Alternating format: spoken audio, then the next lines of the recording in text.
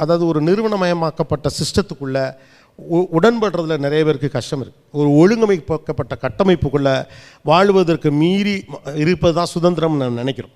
ஆக்சுவலாக அப்படி கிடையாது. எங்கே போனாலும் ஒரு சிஸ்டம் இருக்கும். வீடுனா அதுக்கு ஒரு சிஸ்டம் உண்டு.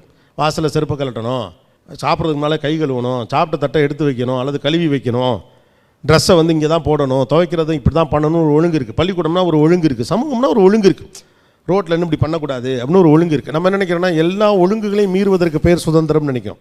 அது நம்மளை வந்து கட்டுப்படுத்துது அப்படின்னு நினைக்கிறோம். ஒரு அலுவலகம். அதனால தான் நிறைய பேர் இந்த வார்த்தை அந்த ஷோலையுமே சொன்னாங்க, ஒருத்தனுக்கு கீழே வேலை பார்க்க நான் தயாரில்லை. இது என்ன தப்பு இருக்குது ஒருத்தருக்கு கீழே வேலை பார்க்குறது?